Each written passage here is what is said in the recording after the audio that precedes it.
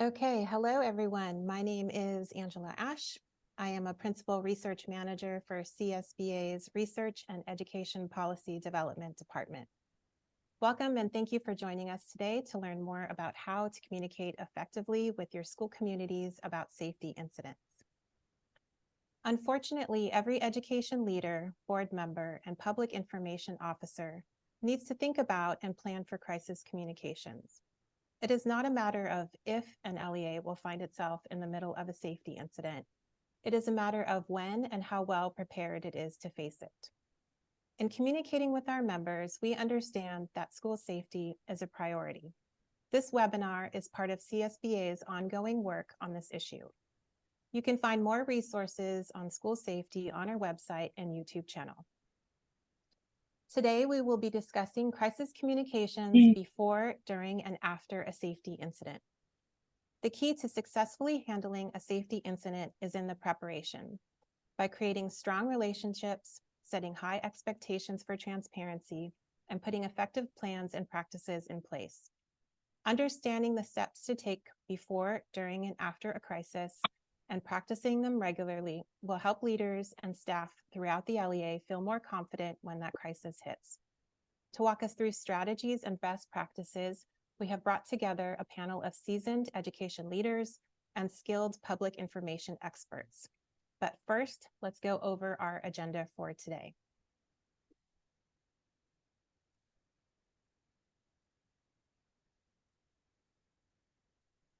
So we will go over some housekeeping details, and then I will do panel introductions.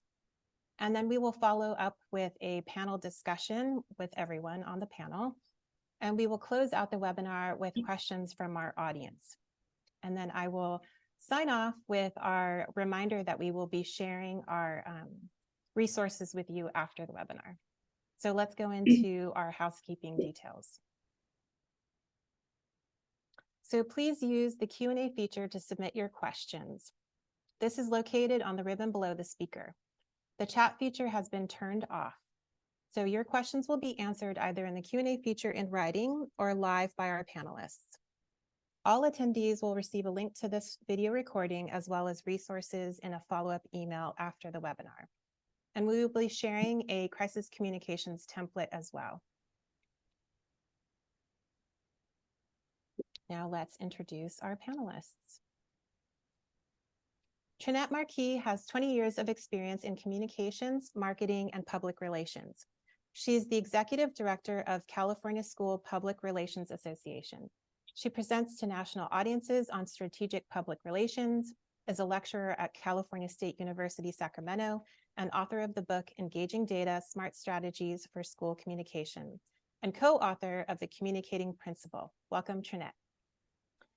Kristin Connor is a 30-year communications and journalism veteran. In her current role as the Public Information Officer at Davis Joint Unified School District, Kristin and her team develop and manage crisis communications for the district, including the bomb threat communications and social media doxing incidents that have been impacting DJUSDA schools, staff, and the community this past year. Welcome, Kristin. Dr. Ginger Shea is the Director of Enrichment and Special Programs in Oxnard School District. She runs communication for the district along with the Expanded Learning Opportunity Program, AVID, Strong Workforce Program, and the Online Learning Management System. She has worked in education for over 25 years. Dr. Shea started in the communication world during the pandemic, and she has learned on the job how to respond to her local community and develop partnerships to assist in drafting and planning bilingual communication. Welcome, Ginger. Dr. Alejandro Ruvalcaba has served as Superintendent of Schools for the Rosemead School District for the last 5 years. Dr. Ruvalcaba has also served as Assistant Superintendent of Secondary Education, Assistant Superintendent of Human Resources, and as a high school and middle school principal. In Rosemead, he has worked to implement a multi-tiered system of support focused on rigorous teaching and learning, individualized student support, and safe learning environments for all students. Welcome, Alejandro. And last, we have Samuel Jew. He is the principal of Encinita Elementary School in Rosemead School District. Principal Jew will share how he and his staff navigated a safety incident and their communications and lessons learned after that incident. Welcome, Samuel. All right, so let's get started with our panel discussion.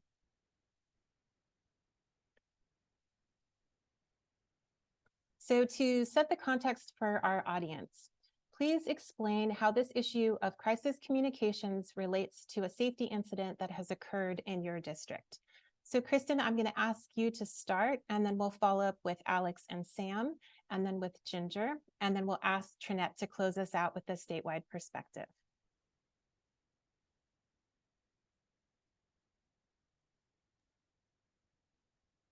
So Kristin, go ahead. Sure. Hi, good afternoon, everyone. Thank you for being here today as we discuss this important topic of school safety and crisis communication management. I'll set the table and start by saying that we, like all school districts, have dealt with our share of emergencies on our campuses over the years. But at the beginning of this academic year, even right before school started, we found ourselves dealing with a different type of emergency, a series of anonymous bomb threats that greatly impacted not just our school sites, but our entire Davis community. The first of what ultimately turned out to be 6 bomb threats in that 3-week period was initially directed at the Yolo County Library, which shares a parking lot with one of our elementary schools. While school was not in session at the time, staff were on site prepping for the start of the year. The initial and subsequent threats targeted the library due to a controversy between library staff and a group at a recent event held at the library. Following that first bomb threat, we experienced 5 more incidents in the following weeks, some of which targeted several of our campuses at the same time. The threats were emailed to various media outlets in the middle of the night, and they all expressed anti-LGBTQIA+ rhetoric against our schools and community.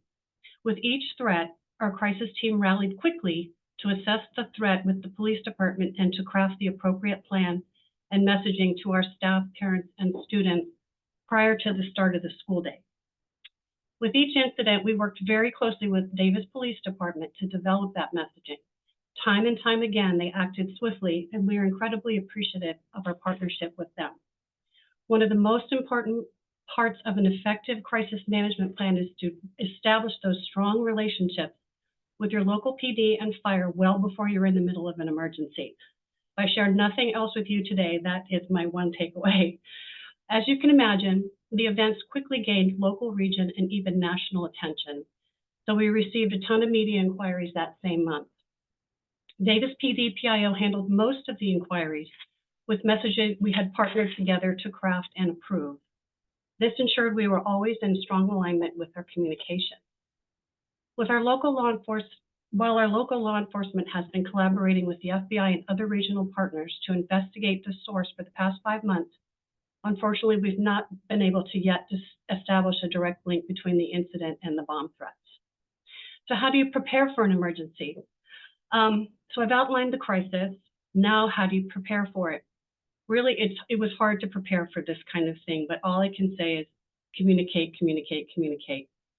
Starting with preparation, at the beginning of every academic school year, the district department updates its crisis communication plan, and we incorporate each plan into an emergency binder that all department heads take with us everywhere we go. Updates include anything from adding and deleting new staff members to emergency group chats and a change in process given lessons learned from emergencies that occurred the prior year. Second, as a small cabinet, we are the crisis leadership team, so prior to any emergency, we already have a pulse on who our flight team is. We may not know who will go where until an emergency occurs, but we do huddle quickly and launch our crisis protocol. We also recently updated our administrator crisis protocol, which identifies the incident commander for each emergency and clearly outlines the process. The document provides consistency in how we respond to each situation and allows interchangeability of who is on the response team, since we all know that emergencies don't have regular schedules or wait for vacations to be over. After the crisis, finally, we debriefed as a crisis leadership after every bomb threat and every emergency. We do that on a normal practice anyway. The debriefs are designed to support honest dialogue so we can continue to improve how we react to a crisis and discuss what went well and what we can improve upon. We also review the administrative protocol to make any needed changes based upon a previous incident and assign follow-up tasks to various staff, either related to the incident or for process improvement. So to close, while it's been a really tough couple of months, it has also given us the opportunity to better define and improve our crisis communications protocol. I feel like it's also brought our community closer together as we've stood behind our belief that everyone belongs and we won't tolerate hate and violence. I'll turn it back to you now, Angela. Thank you. Thank you. And Alex and Sam, if I could ask you to share. Thank you, Angela. I am actually going to turn it over to Sam so he can share kind of the incident and the site administrator's perspective, and then I'll hop on after him and talk about the district perspective. Sam? Thank you, Alex. Thank you to CSBA and all the folks who are on this symposium. Thank you all for having me on this panel. My name is Sam Ju, and I'm the proud principal of Encinitas Elementary School here, part of the Rosemead School District, what I consider the best school district in all of America. I want to thank you guys all for being here. I just wanted to share my perspective. Like many schools, unfortunately, we do have to prepare and get ready for these types of crises that might take place. Earlier this year, about 2-3 weeks into the school year, we had an actual crisis where an individual had breached our campus, and I was informed by a local community member who contacted the school, and I got on the phone and immediately contacted the district. I contacted Alex, and that's our protocol to make sure that we're in good lines of communication. So I immediately contacted the Alex and the cabinet, and they were also in connection with sheriffs, and we got information right away to lock down the school. And no less than about 2 minutes later, Alex, superintendent, cabinet were here on campus. I was on my radio, just letting everyone know that we need to lock down our school, communicating with key people and getting the information out there. And like Kristin said, it's all about communication, communication, communication. And I would add clear, concise communication at that too. You need to be definitive and very firm about what is going on, because they look to you as the leader to make sure that your campus is safe. One of the things that we do time and time again, we do these drills once a month, lockdown drills, fire drill, earthquake drills. And in these moments when things are real, it's really important to stay calm, collected, and trust the process that you've been practicing time in and time again. And again, communication being very clear. We use multiple forms of communication to let our community know what's going on. One, the radio communication to my office manager to let and also my custodian to make sure that the campus is locked down. A PA announcement went out to our staff and students. They moved back into the classroom. We also sent out communication to parents via our Blackboard Connect blast. And then we had police on campus. One of the things that we learned through this process is make sure that we are in good communication with police officers. Once they took over our school, they basically took over, and then they made sure to identify where the individual was. Once the individuals were identified, the police apprehended that individual. Fortunately, that individual didn't intend to harm anyone. She had just come onto our campus. She had just tried to, I think she was just, not quite there. Our students and staff responded quickly. They went into the classrooms, and this particular individual also impersonated a staff. So this person went into the classroom, and our staff recognized it immediately and evacuated that classroom immediately. And again, sheriffs came in, they apprehended the individual, and all was well. As far as communication goes too, and talking to our community members, this happened to happen like at the very end of the school day. Literally, the bell had rung, and you can't prepare for that. You have parents waiting outside the gates. You have police officers coming in. We locked all the gates. It's, again, remaining calm and cool. I came outside and let all the parents know your children are safe. The police are here. We've apprehended the person. And again, we sent out the message to both staff and our community all along the way. I think the parents in this community and the staff really appreciated the level of communication, again, and the support from our superintendent and cabinet. Immediately after the event was over, we actually took time to debrief with sheriff, with our staff, with our superintendent in a classroom. As you can imagine, something like that is quite traumatic. Whether there was actual harm or not, we met in a classroom and we discussed, we debriefed, and it was an emotional debrief at that. There were some of our teachers were really quite emotional, and we wanted to hear their voice. And that was a really smart way of ensuring transparency in what took place so that the teachers knew what was going on. But the sheriffs were in the room too to really kind of gather information so that they can also then give us feedback later on. I want to share with everybody that our superintendent, soon after, he sent out a message that same evening. I copied that message and shared it out again with our community as well.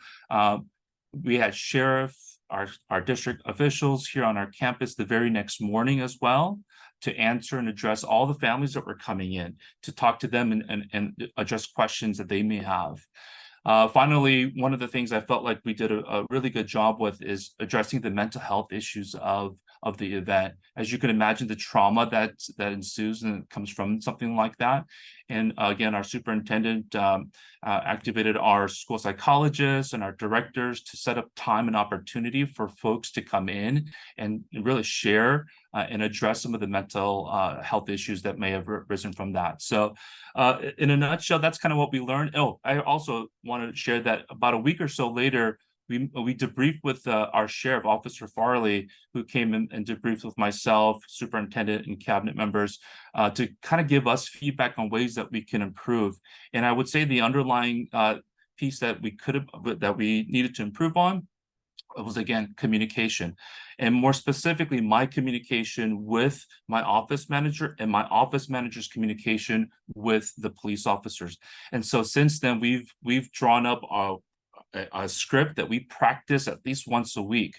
And it may sound silly, but we actually practice this once a week. We literally read the script until we commit it to memory. And so that when these kind of incidents should come up again, we're ready to respond in the most accurate and responsive way. And so in a nutshell, I'm sorry I took so long, but that's what happened. Alex, can I ask you to weigh in briefly? Absolutely. And I'll address the question from Mary Briggs as well. So just a couple of things that happened beforehand that I think are really important and have helped our school district tremendously is we're a small school district, so personnel is in high demand. We all wear different hats. So one of the things that we've done is we've divided all the district office support staff into teams or into houses. So every school site has a team of buddies that they can count on whenever something comes up.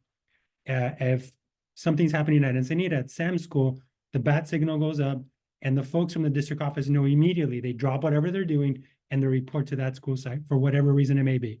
So it's a practice that we've become accustomed to. Everyone knows that this is going to happen. And when it happens, it's not a drill. They know to get over there and make sure to support the school sites. So that's one of the things that we had put in place ahead of time. Now, in terms of the event itself, one of the benefits of being a small school district is that we're very small. And so there's a lot of connections with the community. So even before Mr. Ju had reached out to cabinet to let us know something was going on, we actually had a board member and several community members texting me, letting me know that there was something going on at the school campus. So again, a benefit of just having that communication, but also having those relationships with your staff, with your parent community, and with your community at large, so that they feel comfortable letting you know what's going on. In terms of the site itself, a couple of things that I wanted to single out. When we report, when either cabinet or the district support staff report to the site, we're there to support. The point person is still the principal. It's still Sam. So even when I got there, it doesn't matter what role or hat I wear on a daily basis, I'm there to help Sam out. I'm not there to take over. I'm not there to give orders. I'm at Sam's mercy and disposal. He needs me to go check on a classroom. He needs me to go check on a gate. He needs me to start preparing some messaging. That's what I'm going to do. Because although the unfortunate incident that happened in Texas, we heard that no one was in charge, and that's extremely dangerous. The opposite is also true. When you have too many people in charge, you're going to have differing opinions, differing directives, and people going in multiple directions, and you can't have that. So really, we've always depended on the fact that that principal is the person in charge. He's the scene commander in terms of the district perspective, the district side of the house. And then when the police arrive, our sheriff department, then they become the law enforcement point person for directing what needs to happen at that point. So just wanted to emphasize a couple of those things. Now to Mary's question in terms of communication, one of the things that we discuss in cabinet, we discuss with our leadership team, and that our board knows as well is we're not going to sacrifice accuracy for getting a message out. We're going to make sure that whatever messaging we put out is clear, but it's correct. So even though the messaging started going out pretty quickly, we were very brief and we were saying because we didn't have all the information right away. The first few messages were the school's on lockdown, police are on site, everyone is safe at the moment. Things as simple as that, but it was accurate. We didn't want to give more than we knew, but we also knew it was important to put out a message right away. And then as we started learning information, then we started kind of sharing more. And the sharing started within first, sharing with the staff what was going on, so they knew how to respond and how to react. And then when appropriate, we started reaching out to our community. At the same time, I designated cabinet members who were reaching out to our board because we knew they were going to get bombarded with questions from the community, so that they knew how to respond as well. And they had the most accurate and up-to-date information. So there was a lot of things going on, a lot of coordinated communication happening. But again, it was making sure that we were being very clear and accurate instead of just putting out a message for the sake of putting out a message. Now, the last piece that I want to emphasize is the after, right? I don't want to say postmortem, but that's the only word that I can think of. But basically how you look at it afterward. And we did a couple of things. Sam mentioned one of the pieces, which I think was extremely important at the site level, but we also did this at the district level as well. At the subsequent leadership meeting, as an entire leadership team, which consists of all our coordinators, our directors, cabinet, all of our site principals, and our psychologists, we basically had Sam go over the events and how we responded. And it became kind of a fishbowl activity where everybody had an opportunity to ask questions, get clarification, so that we learn from this. How do we take this and make it a learning experience for all of us? And that was tremendously helpful. Our other site principals, many of them who are very new to our district, were able to understand, okay, that's how it works. And so when this happens, this is what I can do first, and this is what I can do second. So we used it in a very strategic way also to learn going forward. Now, we've also updated our plans and updated our protocols and done all of that as well, but that comes afterward. I think for us, the important part was just getting the immediate feedback and response and using it as a learning opportunity going forward. Thank you. And Ginger, can I ask you to share briefly as well?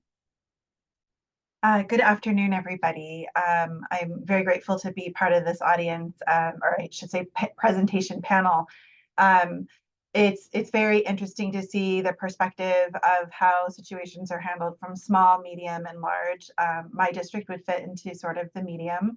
Kristin shared about some bomb threats, and I think that was something for a period of time that was hitting a few communities. And then incidents with lockdowns and other things that happen at the school sites. We've certainly had our fair share of those incidents. We've actually analyzed how often we've sent messaging regarding specific topics. And within our district in the last year, the two most frequent communications that we're sending regarding safety and information to our families has been about social media threats and dangerous objects. We live in a world where everything moves at the speed of our fingertips. And a lot of times we feel, we hear an interaction, it moves over to social media. You think that that's where it's contained, and it kind of blows up and goes big. And we've had a few instances where we've learned that, gosh, we really should have sent a message to the entire community. And I think I see some of those questions in the chat, but it's really about knowing your school community, knowing and being transparent, and about really having the relationships with your family so that they know where to go to get information first. We had a small incident that happened in our after school program that was a conversation between two students. We thought we had addressed it. There were other people that had overheard that night, it moved to social media and got bigger and bigger and bigger, to the point that the next morning we had a massive rush of parents to the school, coming to pick their kids up. And we didn't know why, because all of these communications and things about our school community had been happening through some of our standard social media apps, but through the neighborhood app. That had a massive impact. So we now have parents fearing for safety, fearing for safety because they haven't heard from us. And so the level of transparency to even just share a brief message of there was a situation that involved, I don't know, a dangerous object or a student making a comment, to really letting families know we're aware of this, we're on top of it, and creating that relationship with the community, that they're hearing that with you first, so that it doesn't become a bigger situation where families come and start pulling their kids out of school because they think something is going on. I think that does it. I'll hand it back to you, Angela. Thank you. And Trinette, if you could just very briefly, 30 seconds, give us just what you're seeing across the state, your perspective. Sure. I think Ginger said it well when she was talking about how they've kept track of the things that have been going on in their district. If we had a spreadsheet of all the districts in California, at least based on what I see from my members who are professional communicators and also superintendents and other administrators that have communication duties, it has grown exponentially. Our schools are under more pressure than I've ever seen before. And quite honestly, we're dealing with things that are born out of new technology. So we're hearing about things that are posted on social media anonymously. Is it a real threat? We don't know, but we always have to treat it as if it is. So there are like so many more incidents. And the worst thing about that is that it gets in the way of student learning. When you're pulling people away from campus or from the district office to deal with an incident that never comes to fruition, then you have folks not concentrating on what's the most important thing going on in schools. But at the same time, you have to treat every single one as if it's a real issue that's going to affect your whole population. Thank you all for sharing. And now I'm going to pivot a little bit and ask to think about preparing before a safety incident. So what does a strong crisis communications plan look like? And how often should it be reviewed and updated, and by whom? And so Trinette, I'm going to start with you, and then others can weigh in as well. Sure. So a strong safety communications plan is about your district, you know, knowing your district and knowing how people operate. Like I loved Alejandro's example of the bat signal, right? That's a great plan for them because they have a small district. They have administrators that are assigned to the different schools. I've heard other districts call it flight teams, right? So that's a wonderful plan for those folks because you can't even imagine the number of scenarios. Right. So the crisis communication plans that I saw when I started in schools in 2006 were like the little flip charts on the classroom. It's like, here's what you do in an earthquake. Here's what you do with a fire. We couldn't even have possibly imagined the kinds of crises that we're dealing with these days. So knowing your community, knowing the resources that you have, even doing some asset mapping, right? Who are our local partners that we can turn to in times of crisis? I love that Kristin and everybody else actually talked about partnerships with law enforcement. It's huge. It's key to when you're dealing with this kind of situation. Got to have almost like, left, right brain working in tandem during a crisis. But it should be not a huge document sitting in a binder on a shelf, which is the kind of crisis communication plan that was in place when I started in school communication. These days, I would say you want something that's flexible and nimble. It's not that it isn't defined. You have the flight team, you have your resources defined, you develop those relationships, but whatever format works for the people that you're working with. Because the last thing you want to have is a crisis hit and someone say, oh, hold on, let me look, into that page. It should be something that is practiced often, giving people the support. And that means resources. It also means people. It might even mean outside consulting or conferences that they can go to. Because remember, the folks on this panel, you all handled your crises amazingly, but probably did not go to a lot of training in how to handle emergencies before you got into education or communication, right? So we've got to invest in people and give them that training and support. Anybody else like to add? Yeah, I want to pop in on that. So I think Trinette's right on in terms of, yes, we have to have the binders and we have to have the protocols and policies all in place because that's just part of what we have to do. But really what's more important is what are the practical steps that we take whenever we respond to an emergency? And do we practice those and are our staff like accustomed to it so that they become almost like innate? It's just a natural response to when something occurs. So one of the questions that was on the chat from Chantel, I think is a really good question. In our district, we've chosen a flow of how communication is going to go. During an emergency, the most important communication is going to go to the staff members on site. That's the first group of folks that needs to know what's going on. And there's what gets blown on the PA, that's part of it, but there's also emails that are going out to staff as well. Emails so they know what to look out for, but also some tips in terms of what you can tell students. Because students are obviously they're scared, they're afraid, they don't know what's going on. At Sam's school, it's a pre-K, TK, all the way to 6th grade. So we want to make sure that our teachers know how to speak to students about what's going on. Why are we putting the tables up against the glass? Why are we locking or turning off the lights? Why is all this happening? The teachers need to have the information to share with kids. So in our communication, it's this is what's going on. This is what you can share with students. And then we leave it up to them to be able to share in their own way how they're going to do that. So that's the first step. The second piece is because we're a small community, we're also attached to a neighboring school district. For example, there's a high school right next to Sam's school. We're also communicating to that school district as well. And we're communicating to the leadership team in our district to make sure they know what's going on. After that, then obviously there's cabinet, there's a board.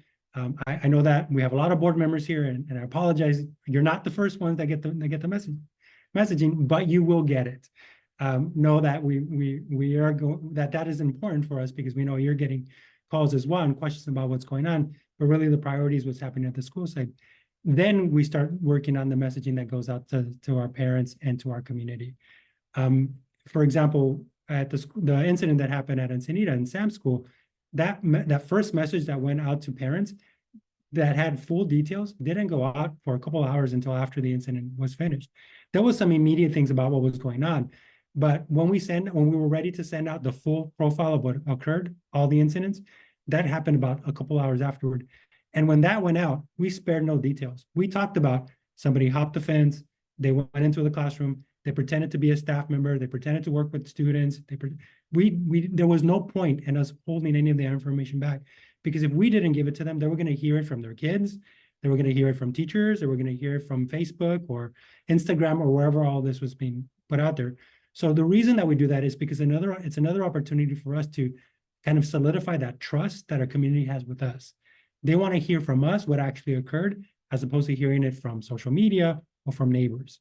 So those are some of the communication protocols that we've used in our school district. I hope that helps answer that question. Thank you. Kristin, did you want to add briefly? I did, and I'm glad you went first, Alex, because our processes are actually quite similar to yours. And to go back to what Trinette was saying, with the emergency binder, we do update it every year, but it's in the back of my car, right? So as we've evolved, that's one thing to think about is your crisis plan is going to continue to evolve with each emergency. So that's when we've now developed a really full throttle protocol that we implement immediately. As soon as we get that call, it comes into cabinet, we established our flight team, all the same processes. And then to your point about who do we message first, we also message staff first, because they're boots on the ground. They need to know how to protect the kids, how to protect themselves. So yeah, it's congruent. Thank you. And I'd like to just echo a couple of things as well. when I hear the word plan, yes, we often think sometimes a binder.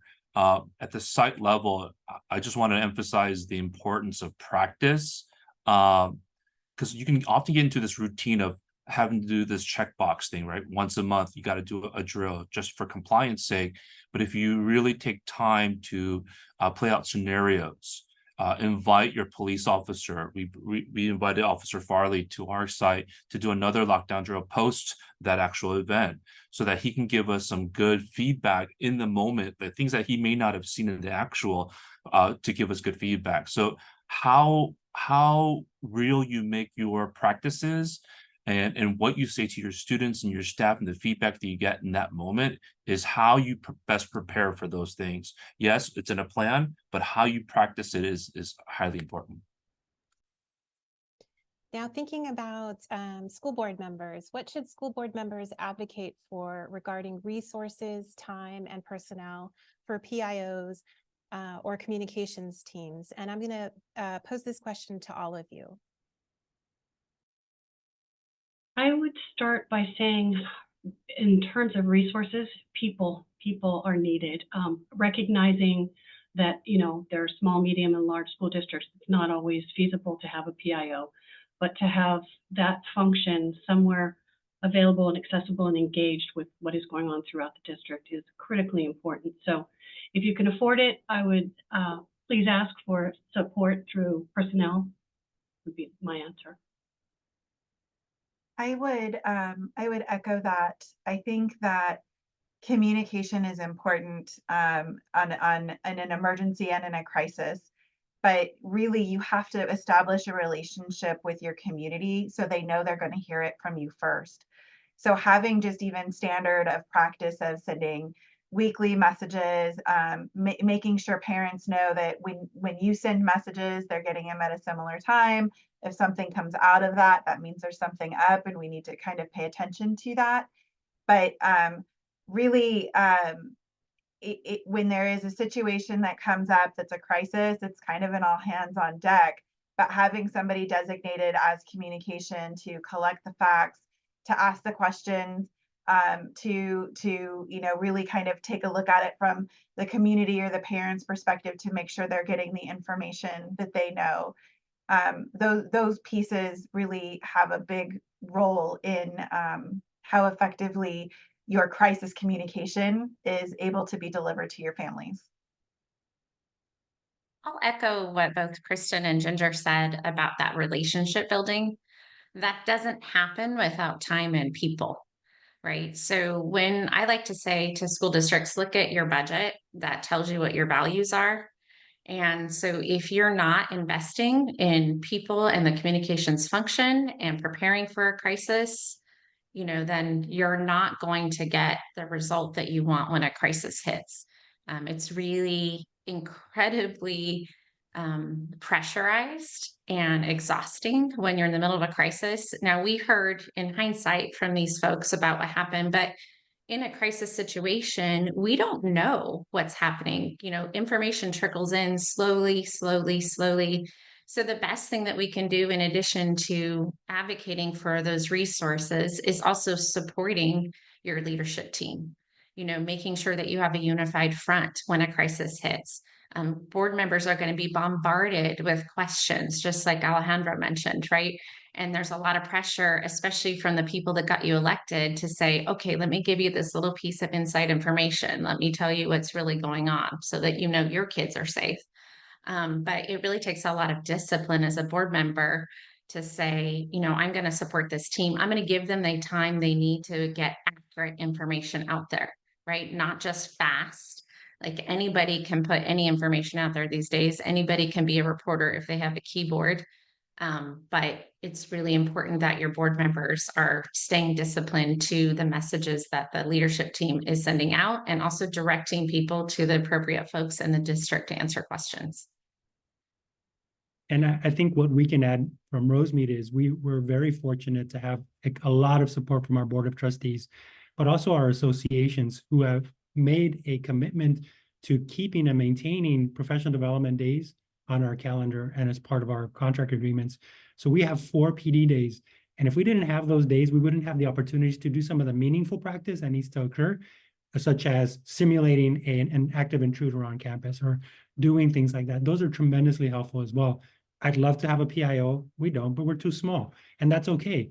I think the other support that we have from our board is we have a couple of legal counsels that we can, legal law firms that we work with that serve as a PIO for us in terms of helping us message what happens after the fact, or if we have other types of crises, how do we help message that out as well? And one of the other pieces that's really important that I've developed with our board of trustees is we have an internal form of communication so that they know if they get a text from me, that's an alert, I got to go check my email. And I just send them something, check your email. So they'll go and they'll check the email. They know, okay, something's going on. And obviously I always blind copy them so that we're not violating the Brown Act. They don't accidentally reply to all and all that stuff. But those are some of the tricks of the trade that I've learned to keep my board in tune and informed of what's going on whenever there's a crisis. I'd like to add in terms of the support, a lot of times that investment piece of building relationships is viewed differently by different people. You know, a PIO is out taking pictures of the celebrations of all the other really great things that are going on out there. And really, we see that as celebrating the warm and fuzzy. But another way to look at that is they're building a relationship with the different agencies and entities that are networking in around and supporting your schools. And that might mean the city, the Kiwanis, the other agencies that when you do have a crisis, you're going to rely on for support. And I think it's hard to sort of see that unless you're looking at that as an investment for the rainy day investment of making sure that you have that team in a crisis.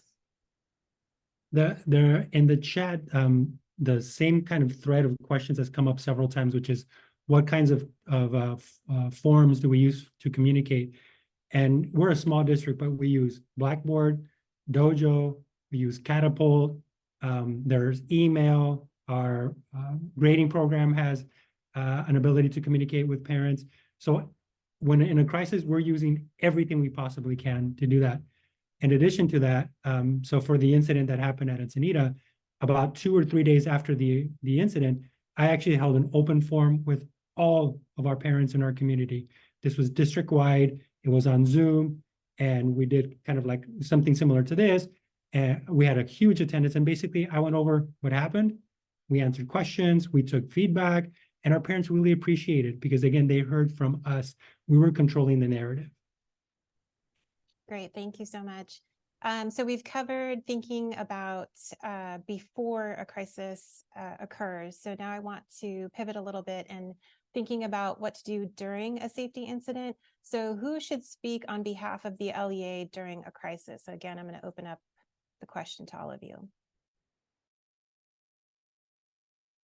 Start. I mean, obviously, I believe that people that are well trained in communications and public relations are the folks that are the best prepared to deal with the media. They typically have a lot more training in that area than your average administrator. But in the case that you're a smaller district and you can't afford to have a PIO, it's still important that that person, whoever it is that you designate it to be, is someone who gets some preparation and training. Because having a conversation with the media is not a conversation. It is a two-way interview. So you need to be prepared to make sure that your narrative is the one that is getting out there, that your families are hearing from you, that you have a plan, that you've followed it, that students are safe, right? And that is different than what the media is going after. Remember that the way that they get viewership or people to read papers is sensationalizing things. So the more hot a topic is, the more chaotic it is, right? The more interesting it might be for them to be able to sell that to your audience. And that is the opposite of what your administrator or your public relations pro wants to communicate in that situation. I would say it's also contextual. So given incident level, if you have a smaller incident, you put your superintendent in front of the camera, it immediately elevates that incident, right? It immediately says, wow, that is a huge system-wide crisis. So in some cases, you're strategically choosing a person. If you don't have a PIO, you're choosing a person who is closer to the event and can answer to the event so that you're not unintentionally elevating that crisis. Also, this is where that relationship with your police department really comes in handy, because especially in a larger or medium to size emergency, they're boots on the ground with you, or developing the message with you.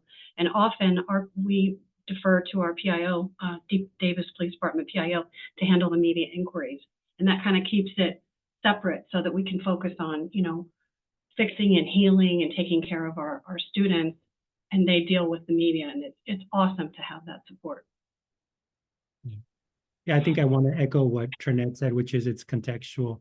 In our district, for the incident that happened at Ensenada, I was the point person for any communication going out from our district office.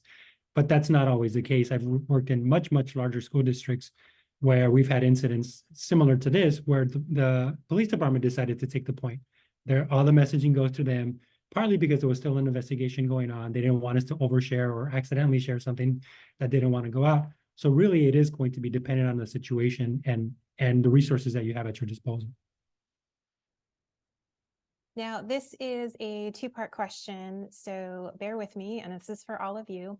How do you handle social media posts on non-LEA platforms, thinking specifically about misinformation, disinformation, heated emotions, and then also how do you handle social media posts on your own LEA platforms when there is a safety incident? Well, I'll start. I'm sure we probably have multiple different approaches. So, having somebody whose role it is to monitor communication, they're able to check neighborhood, next door, some of the other places where families are communicating. They're able to check into the moms groups that are on Facebook and the other communities that have been built in different environments, Instagram. And, that's something that kind of reviewed and done systemically in answering questions helps to establish a relationship, make sure that accurate information is out there. But then it also it lets you know what the chatter is and what you need to address or how you should handle things differently. So for us, the issue with the conversation from the classroom that then moved into the neighborhood and became the social media blitz, moved into an app that we hadn't been watching. And a lot of people saw that post, and that's what was going on. It took asking one of the parents that were picking their children up, hi, I'd like to introduce myself. I'm here to help. We have a lot of parents that are coming in. Can I understand why you're here to pick up your child? And they're the ones that shared that information. So once we got a hold of that, then we were able to navigate appropriately. But you can't dismiss something because it's not a standardized app or it's something that's happening out of school time, especially when names of students might be given, and that shouldn't be happening, especially when there's details that might involve a response or a reaction at your school site. So those reactions on what platforms and things to watch, you've got to sort of have your thumb on the pulse of everything. The other is building a relationship with your community in such a format that parents feel free to email you that screenshot so that it comes to you, because here we have all these parents that are coming in and nobody reported it through WeTip. Nobody reported it nobody said anything. They all, oh, my child has a doctor's appointment. Like they were just coming in to pick their students up and take them because they didn't want to have their child on campus and felt that we weren't sharing with them all of the information. So that makes it very difficult. On the flip side of that, and I might be jumping the gun a little bit here on the debrief, it was really important for us to have a meeting with all of the teachers to talk about what they needed and wanted, to develop a plan to share with them what we were going to do to educate and prevent things from happening again, and then to have a follow-up meeting with the staff, and also to do the same thing with the community so that they know that we've got our attention on it and we're proactively resolving the issue and hearing how they want us to communicate with them? I think there are, sorry, Krista, I think there are a few practical things that when you do these in a crisis that can really help a lot of miscommunication. So as things are developing, have a page on your website that has all of the updates in a chronological order and dated. So that the folks that you've developed relationships with, remember you're doing all that trust building before a crisis hits, they can immediately go to that page and share it on the sites that you're not monitoring and say, no, wait a second, they updated it over here. Here's what it says. The other thing I would say is kind of the same thing on your social media posts, because those will get out of order as you're putting updates on social.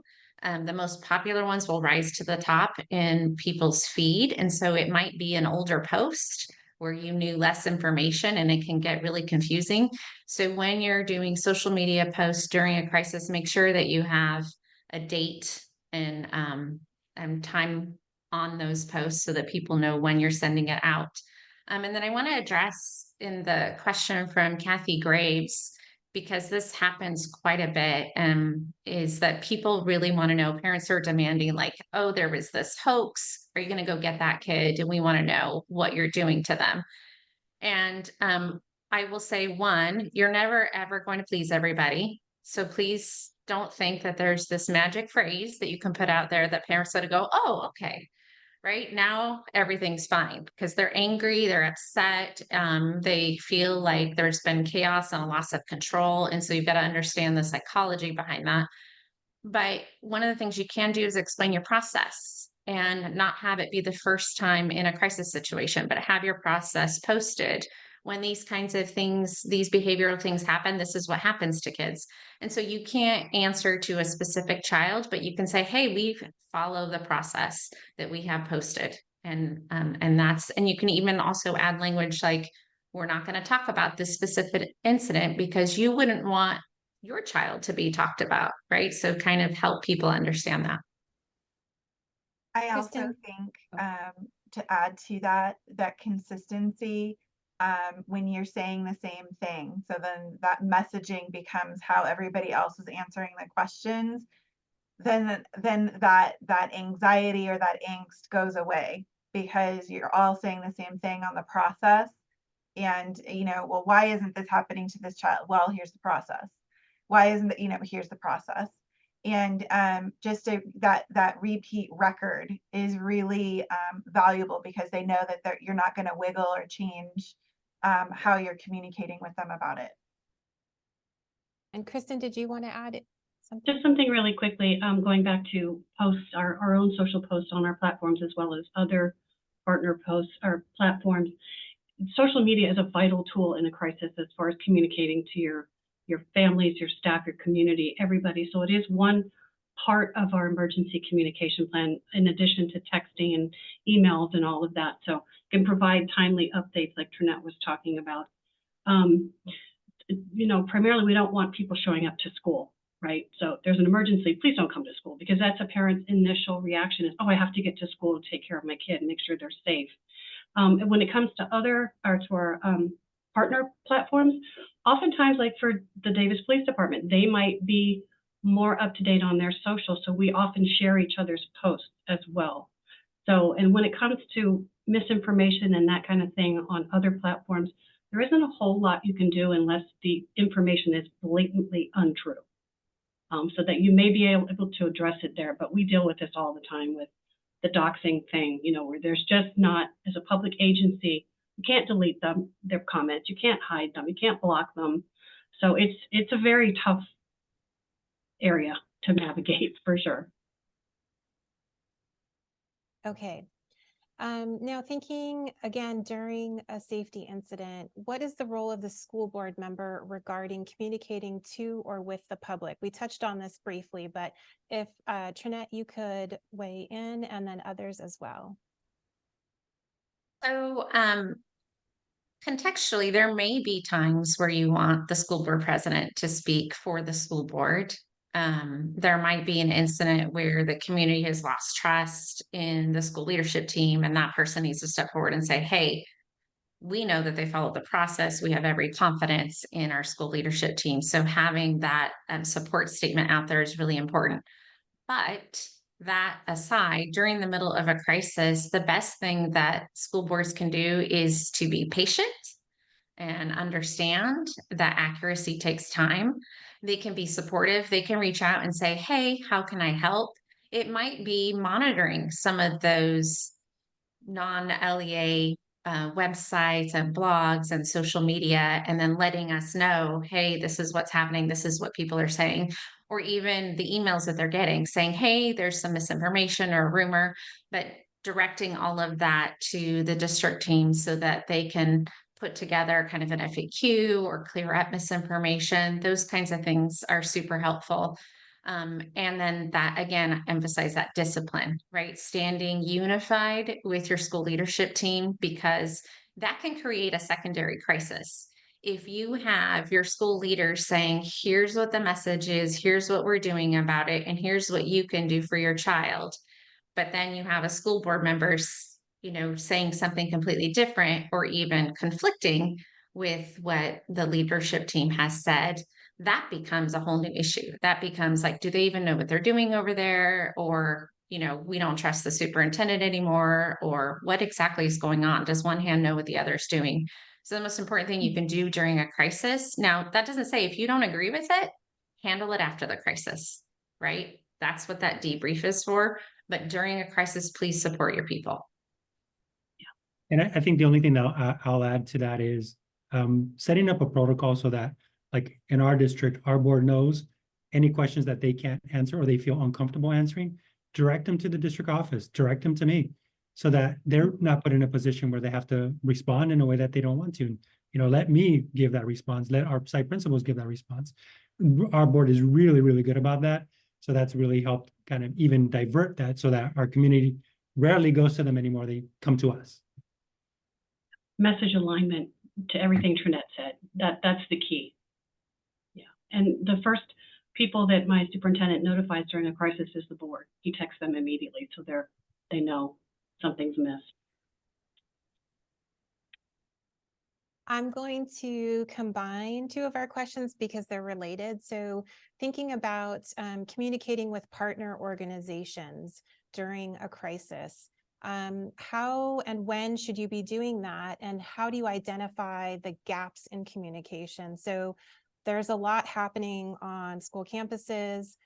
You might have partners with after school programming, childcare, transportation, all of those different partners.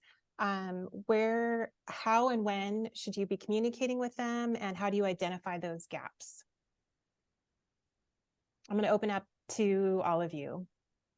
So I'll begin. I think that Okay. that's where during the incident, as you have time, I know you probably don't, you're trying to focus on the incident, but you have to find time to step away with a think group. In this case, it was Sam and our cabinet.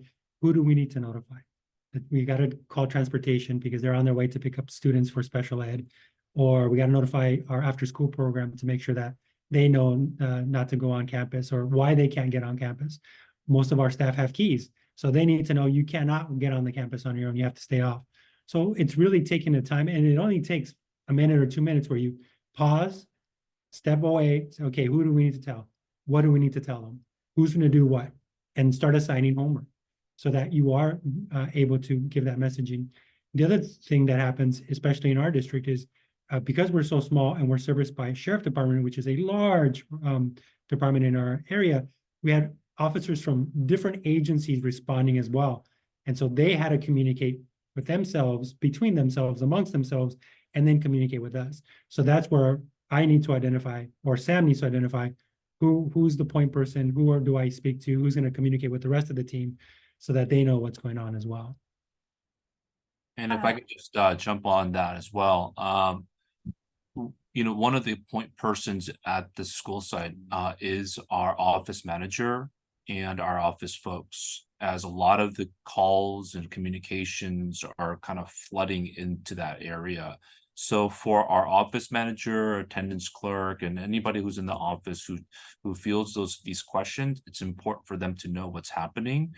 It's also important to cut down some of the outside noise as well, especially during a crisis where you may have multiple people with radios, and it's important for them to just make sure that they know through drill and practice, and also in the moment to let them know, clear the lines.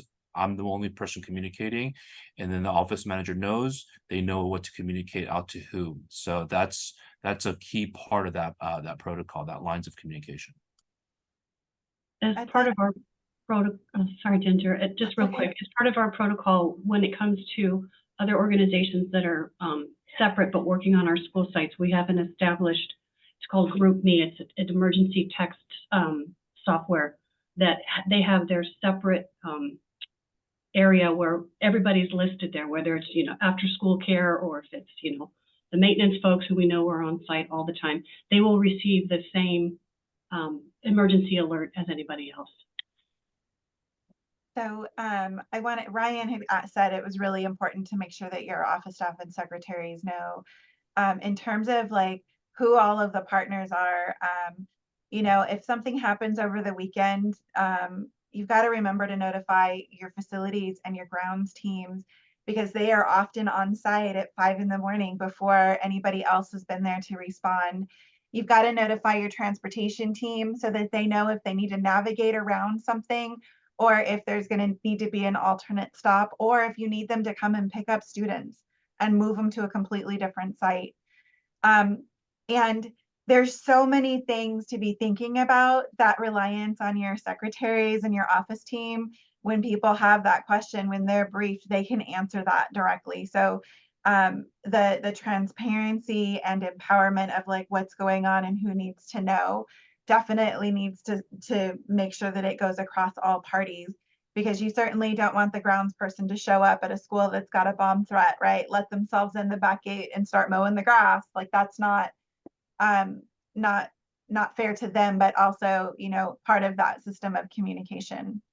And then our partner agencies, I'm fortunate that I run our after school program, so they're hearing direct communication, and I have a direct line with each of the school sites. I think I want to know more about that app, Kristin, because that might be very beneficial. But for the time being, we're using email, text messaging, and Parent Square to get messaging out, and they are linked into our Parent Square messages. Okay, so now thinking about what to do after a safety incident. When do you assess whether the communication strategy worked well? Alex and Sam, you talked about this a little bit. I don't know if there's anything else you want to add to that debrief process. Yeah, and I think Sam mentioned it as well, but the debrief for us it served multiple purposes. I think one, it was cathartic. It was an opportunity for that emotional release of our staff to just kind of decompress and be with each other and support each other, which was tremendously helpful. There's no way you can underestimate how important that is, and how much space and time you need to give that group to grieve, because it is it's a form of grieving.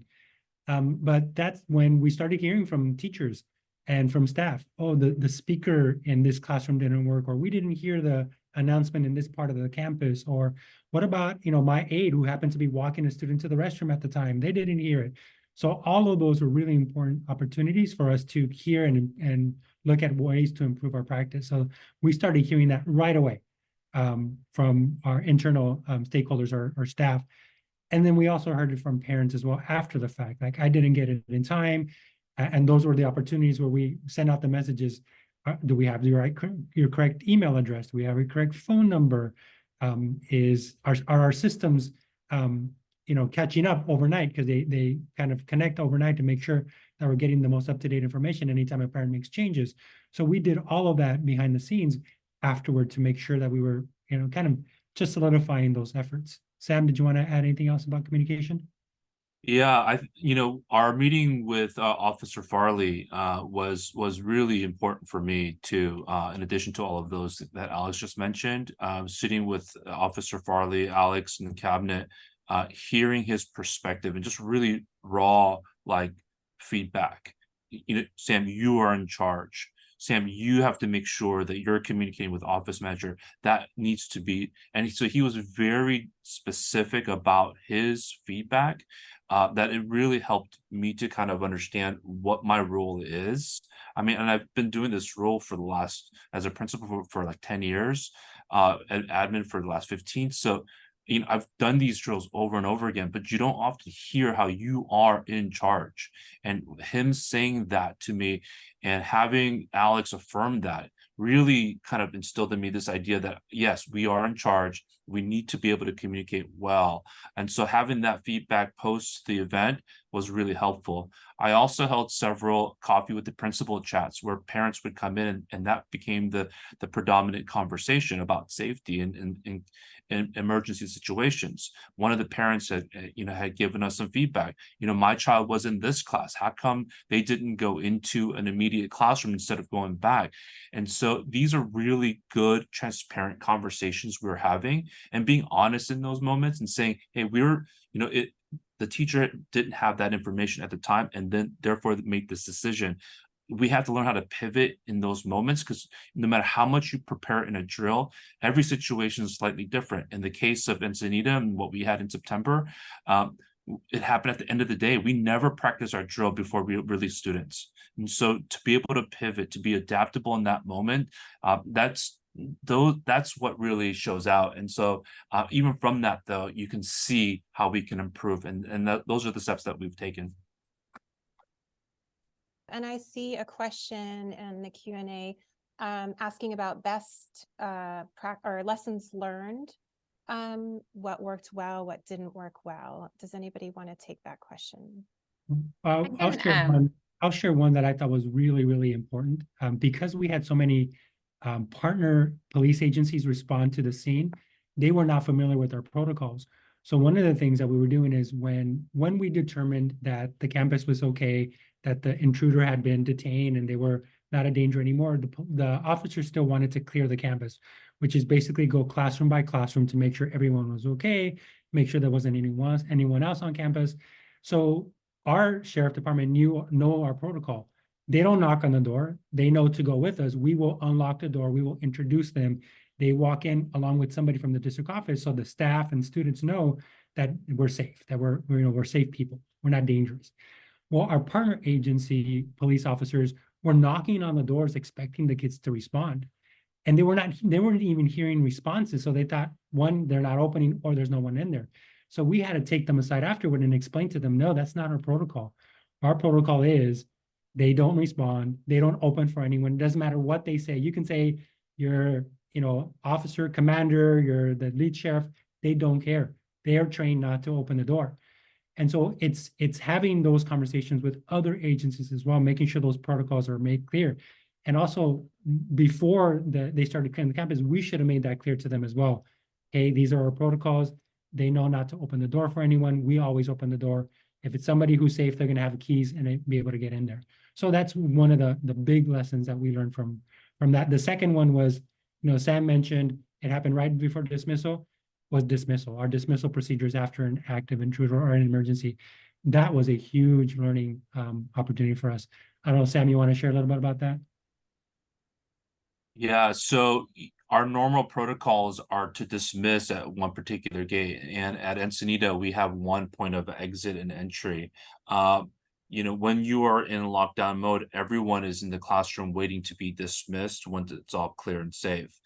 When we did release, we noticed that as students were coming out, there was a huge crowd of parents waiting outside in the front. And we're trying to gradually release students out so that we don't have a bottlenecking situation.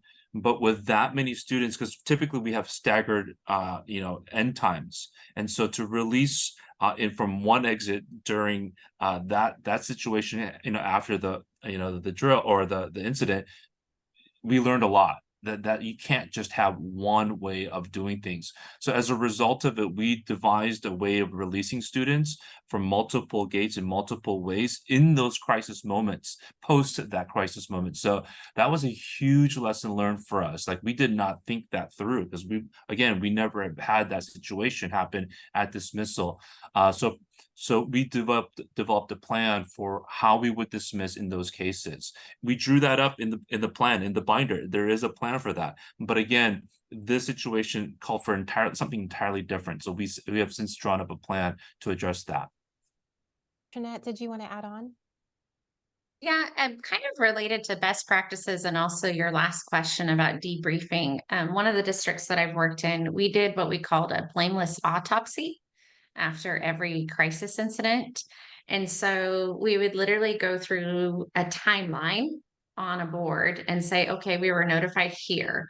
Then what happened? Then what happened? Then what happened? And have everybody in the room that was involved in any possible way. And please don't forget your support staff, right? So the folks that are answering the calls at the front desk, all of those folks need to be involved because they typically are the ones getting a lot of that critical feedback as things are unfolding. So they have really great information to share in that autopsy. And then as you go through, it's really the autopsy part is the timeline. The blameless part is it doesn't matter what you did right or wrong. How do we improve? How do we make sure that the next time a crisis hits, like the examples that Sam and Alejandra shared, how do we make sure that the next time we're better prepared? And I think that's one of the big lessons that we're learning is that this world is changing. We have to keep improving and evolving to deal with the crises coming our way.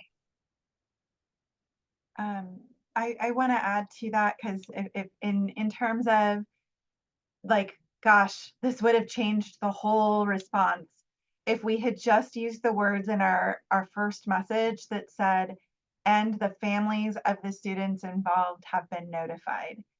Because if you have an incident, we've had car accidents, we've had fights on camp, like whatever it is, but you need to send a message to the whole community. They're going to think or be concerned about their own child. And so just those words prevent the number of phone calls that come into the front office that take your resources away from the task at hand. And like that is forever ingrained in my mind because again, failure to use that in a different scenario resulted in all of our families going to the school to try and pick up their child or check on them because they weren't sure if it was their kiddo. And that peace of mind for our families and that trust was huge. I also want to go back to talking about your office team and supporting them. For the example I used at the very beginning of this, we had all the families that came to the school and were pulling their students out. So if you can imagine, every office staff member is pulling emergency cards, checking everything, and the phones are ringing off the hook.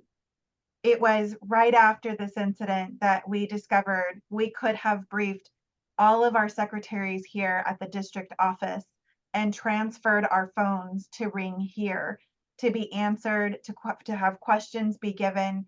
And it would be to people who would just be dedicated to answering the phone and answering questions and having a direct line of communication back and forth with the school. And that would have made a big difference. And it was really some of the outside of the box thinking that we've had to employ. And we figured that went out based on a power outage, right? But that would have helped us in a different crisis. So those are the families of the students have been notified and making sure your office team knows when the phones start ringing what to say. Thank you. Now, thinking of accuracy in communications with your community. So how do you vet information to make sure that it's accurate? Trinette, can I start with you?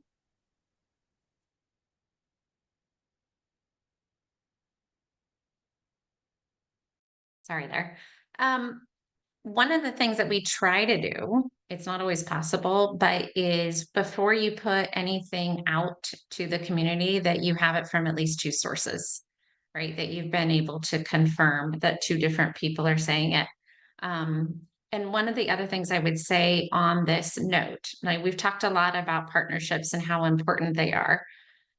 But I also would caution any person that's representing a district from directly using a partner's language and instead quoting them. So for example, if the police tell you, you know, all's clear, everything's fine, good to go, and then something awful happens, and you're the one that has said it as in your own language, that can be a problem for your district.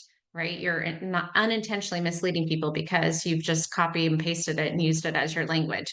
Instead, a good practice is saying, hey, we've heard from the police department and what they're saying is such and such, right? So quoting the information that you get and using that LEA's name or that partner's name so that people know it's not you asserting it, but someone else. But yeah, try and get confirmation from at least a couple people and also get on site. You know, that flight team is there for a reason. They're going to be there. They're going to be checking things out and pulling in people and resources if it's some kind of weird social media threat that's going on, having people searching the web for you and trying to figure out as much as you can.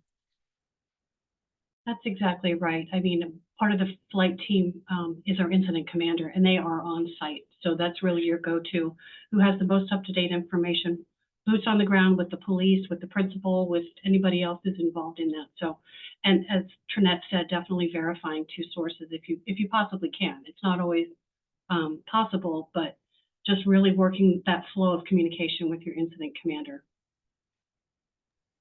And for the sake of time, I'm going to combine two questions again. So thinking about tracking that information. So how do you make sure that you are sharing correct information, and then how many times you've shared it?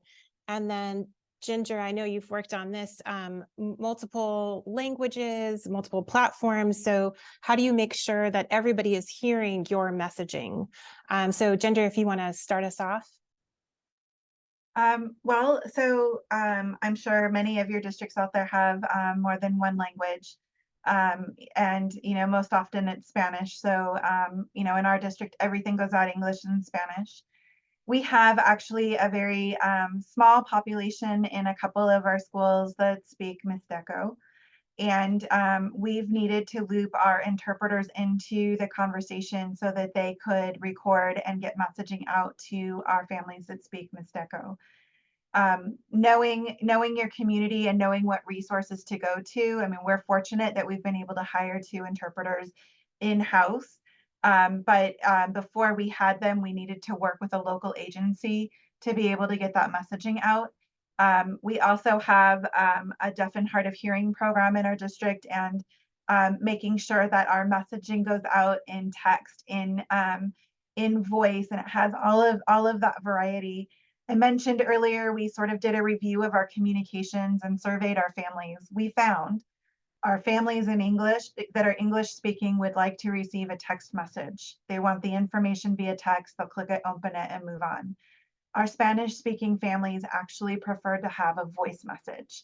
And that actually really impacts making sure that, you know, you are sending it in both ways, even if you're just trying to get that initial message out there. You need to know what way is going to reach all of your families in the most effective manner. Anybody else want to jump in on that question? Making sure you're tracking the information in multiple languages, multiple platforms. How do you ensure that everybody in your community is hearing the information? I think Ginger did a great job of kind of summarizing some common practices. We have 4 languages in our district. And so I think one of the strategies that she shared is a real good one, which is making sure that you have somebody double check some of those translations. You know, we have Mandarin and Vietnamese. And so making sure we have somebody who knows that, run it over. Can you review this? Does it make sense to you? You know, in the spur of the moment, you may need to use Google Translate, but you want to make sure that somebody puts their eyes on that so that it's actually correctly portraying or relaying the message you want to send out. I would echo that too, because we recently in the last year or 2 have hired several translators for exactly that reason, because we were initially using an outside source to translate our pre-emergency messaging. It's very difficult to do it ahead of time. But our Spanish speaking population shared that the tone is not the same when you do a Google Translate or, you know, an outside service who doesn't understand your culture and your community. So now by having our staff who are translating all of our communications, it's made a world of difference. It also, like, there's colloquial dialect for how things are phrased, and having the you know, Google Translate is going to give you back what's technically correct, but it might not be culturally correct. And knowing who to go to say, could you like quickly take a look at this, is huge.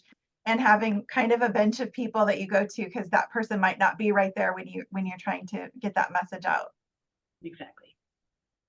I did want to say that, you know, from a perspective of a school board member, Ed Code requires the communication to go in whatever languages, if it's more than 15% of your population. So Spanish and English would be for us. But, you know, we do have, we have Farsi, and we've got someone that would, in an emergency, we have a small community of probably 30 families, and needing to be able to communicate with them, we need to have that relationship built before an emergency. So while that wouldn't be one of our Ed Code required translation groups, just in terms of, you know, being responsive to your community would be very well received by them, but also necessary in a crisis. All right, thank you. We are getting close to the end of our time together. I want to thank you all for going through our discussion questions. And now I'm going to turn it to our Q&A portion. So the question I see here is thinking about before a safety incident. What questions do you gather from a situation to create a communication? I can jump in as a starting point. I kind of look at a communication that's going out in 3 segments. So, what happened? What exactly happened? When did you find out about it? How did it come to your attention? And of course, and part of that is, you know, what happened to students? What happened to staff?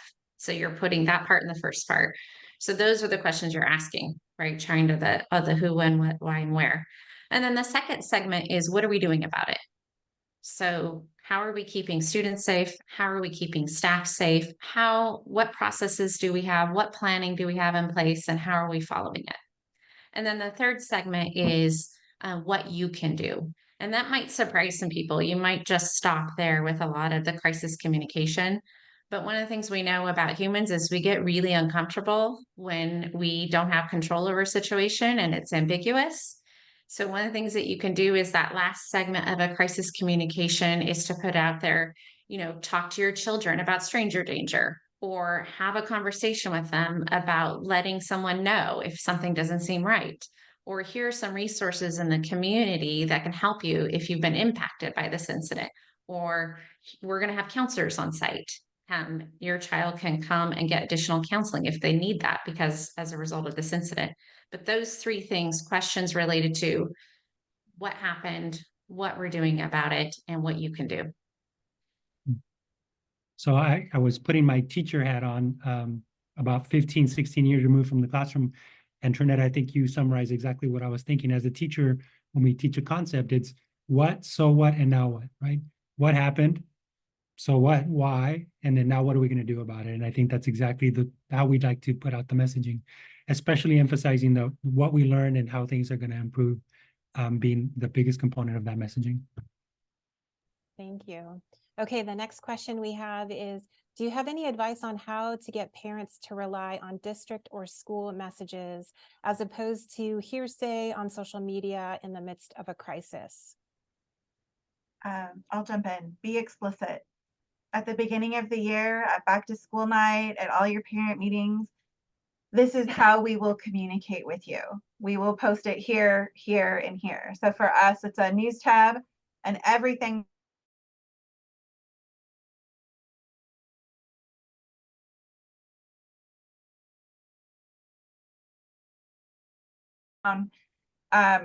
if our families know that it's going to go out in a call, a text message, it's going to be posted on the news tab, and then it's going to be posted on social media, then they know where to go. And to say that consistently, my favorite response on Facebook was we posted a thing on Facebook about an incident, and someone was like, well, when are they going to communicate about this? And another parent chimed in with, they do it this way, this way, this way, like, and it's consistent. And I was so proud in that moment because that's how our families have gotten used to it. But it's be explicit about how and when you communicate with your families. Yeah. at the beginning of every school year, as part of our overall safety plan, each school site runs a communications emergency drill with every parent and every student. So it goes out, and that way we're able to determine, are we missing anybody, and ensuring that they opt in. And we're very clear on the same thing that she said. It's just, this is the process. This is how we communicate with you: email, voice or phone call, and text, and social. We have a banner on our website during every emergency that goes across to every school site, identifying there's an issue at whatever school. Don't go. I think the other piece that we'll add is there are different platforms for different purposes. And so in our school district, we use Blackboard or Dojo for regular communications. Catapult, it's an internal system that we use with staff, is only for emergency purposes. So now we're looking at how can we use something only for emergency purposes for our community as well. Because if I'm a parent and I'm getting Blackboard messages from the principal once a day or once a week, and from one or two teachers once a day or once a week, then it just becomes white noise. It just becomes part of the background. But if there's a system that I know this only comes in this system when it's an emergency, then I need to attend to it. And so that, I think, is one of the ways that we can delineate regular communication, normal communication from emergency communication. So we haven't found one yet, but we are looking for a system specifically on emergency communications. I'd like to add one more thing, because we've talked a lot about electronic communication and digital communication, but I want to make sure we don't overlook face-to-face, because it is the most powerful way that people get information. So if you are keeping your internal staff apprised of the situation, they have an enormous sphere of influence. So all the people that know your school custodian, that know your lunch person, that know your budget person, if those folks all know what's going on, they can quickly shut down the misinformation that they might hear from other places, because in their world, they are the authority on your district or your school, right? People know that they work there, and they're going to give them accurate information. So don't forget to keep those internal employees updated. If I can echo that, just the that personal communication, how important that is, even in that moment of crisis, when I had parents gathering in the front and they were waiting on their students. Yes, we were sending out electronic messages, but I also took time to come out and speak to those parents personally, addressing immediate questions they might have had, instilling confidence in the families to let them know their children are safe. And that goes a long way when you can be out there in person, letting them know. And that goes with the staff.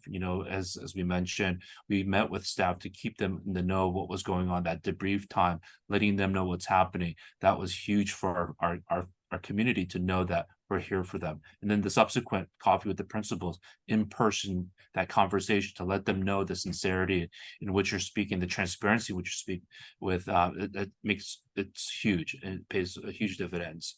So I want to echo what you were saying. Thank you. And now I have a question about during a crisis. How specific should messages be regarding details of an incident that puts schools on lockdown? So in Rosemead, we've chosen to be as specific as possible without compromising, obviously, student information, student safety, privacy, or compromising an investigation. If during this lockdown situation, we reveal something that may alert the intruder to what's going on, then we obviously don't want to communicate that. But the reason we've chosen to be specific is because trust is so important to us and to our community. We want to make sure that they hear the details, as unsavory as they may be, from us, not from anyone else. And it sounds counterintuitive, but sharing those dirty details and builds trust, and the community is appreciative because they're hearing from you. You're not hiding anything. So we've chosen to be as specific as possible. Thank you. Okay, I think, yes, Ginger, did you want Sorry, to add? I think, one of the things that has come up has been, if it's a priority 1 lockdown, we may need to get a message out that it's a priority 1, and we can't share anything because it's actively ongoing. And so it's about saying to families that, yes, the school is, we're being transparent with you. There's something happening, and we're waiting, we're working with law enforcement, and we'll update you soon again. And then, priority 2, depending on how you guys define it, the school is placed on lockdown today due to off-site activity. Something that's generic, and that might be a warrant is being served. It might be, some of the other details, and that's how we've done that. It sounds like, Mr. Wufelkaba, it sounds like you would have maybe shared that details in what was going on. But when it's like close and lock the doors, but keep business as usual, it's usually that we acknowledge that we were on lockdown, and then we move on from there. I We would have- echo what Ginger said. Oh, sorry, Angela, that the first thing we lead with in our initial communication is your student is safe, because that's the first thing parents want to know. But we really don't put out a lot of details, again, to the point of, you don't know who, whatever the situation may be. But we do tend to just say, we're in lockdown, this is why, more information will come. It depends on the situation. Thank you so much. You have all been so wonderful and generous with your time. I appreciate your input, your feedback, your expertise so much. We do have many more questions, but we are running out of time. So I want to honor your time, and we will figure out a way to answer those questions. I want to remind everybody that you can contact the research team at research@csba.org. We'd love to hear from you. And I want to remind everybody again that we will be following up with an email with this recording link and many more resources, as well as our crisis communications template that we so generously received from Davis Joint Unified School District. Again, many thanks to my panelists. I appreciate you all, and thank you all for tuning in. Take care. Thank you. Thank you. Thanks, everyone.